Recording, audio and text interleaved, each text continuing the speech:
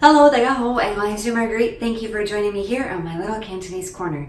今日2019年7月8號星期一. So today it is the 8th of July. It's a Monday here in Hong Kong, and I'm here to talk to you today about countries. So country or countries in Cantonese is gwok. Up here at the top, gwok, the middle tone gwok, and ga is the high tone. So gwok is country. And I deliberately put countries up on the board because remember in Cantonese there's no differentiation between singular and plural just by looking at the word or the character combinations. You need more things in the sentence to tell you if you're talking about one country or many countries. But we're not going to get into that today. We're just going to simply talk about the names of countries and the people from those countries and the languages spoken in those countries. So on the board, I've divided it into two sides.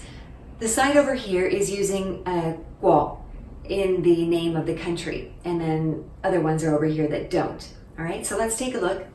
I have put them in alphabetical order, so don't read too much into how I've written them on the board.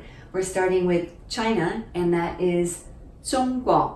Now we're going high tone to middle, Zhong, and that Zhong actually means middle or center, or if you're talking about clothes, like a medium size, 中码 is medium size for clothes. But 中国 is, if you know, China is known as the Middle Kingdom, right? So it makes sense then that it's called 中, the center, the middle, 国, the center country, the middle kingdom. So 中国 is China. Next is England, and that is 英国, again high to mid, 英国. 英国 is England. France is mid-tone all the way, 法国. 法国. 法国 is France. Germany, back up high for 德国. 德国 is Germany. And our last one that uses the guok is 美国. It's our only low tone in here. It's the low rising 美 with the guok.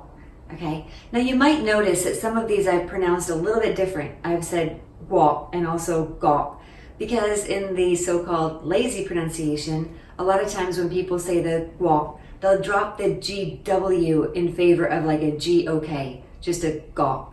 So for example, I think before I said fa gok instead of fa gwok, the proper pronunciation is with the gwok, but a lot of times people commonly just will say fa gwok or mei gwok. 中国, like that, okay? So these are all the gwok countries, and if you wanted to talk about the people from that country, it's kind of like we say in English. We are, for example, I'm from England, I speak English. Okay, so there's a relationship between those two words. And in Chinese and Cantonese, it's the same. So you've got your country with the gwok, and then you add the yahn, which is person or people. And then you get the person or people from that country. So for China, it would be 中国人, 中国人, and you're going right from high to mid to low. So 中国人 is Chinese, a person from China, okay? And again, the yan, it means person or people, so that makes sense, right? Okay, so the next one would just be 英国人, okay, is a person from England, 英国人. Same for France, 法國人. Germany, 德國人. And an American would be called 美國人. Okay, and 我係美國人. I'm American. Okay.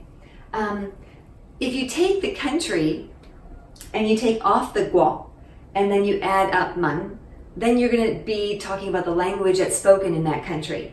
So again, for China, the language spoken in China is Chinese, and that would be 中文. 中文 is Chinese language. So can you tell me what England would be? 英文. 英文 is English. French? 法文. 法文 is French. 德文. 德文 is German. And, well, we wouldn't say American, right? You don't speak American, although that's kind of a joke sometimes that they speak American.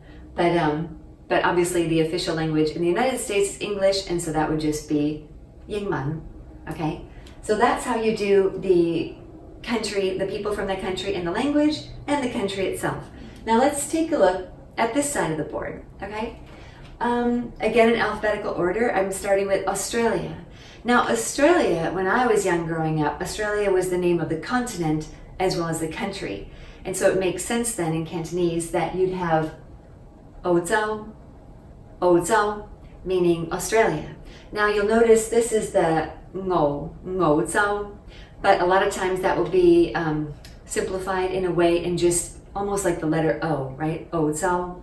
So the zhou is a high character and it actually is used for most of the continents. Now when I was learning Cantonese, I found it quite difficult when between Australia and Europe. Europe is ngao zhou, both high tones, ngao zhou. There's the zhou again for the continent, right? So between the o zhou and the ngao zhou, I found those to be a little bit confusing sometimes. I'm not sure if you find it the same. And also, I wanted to jump down here to Macau.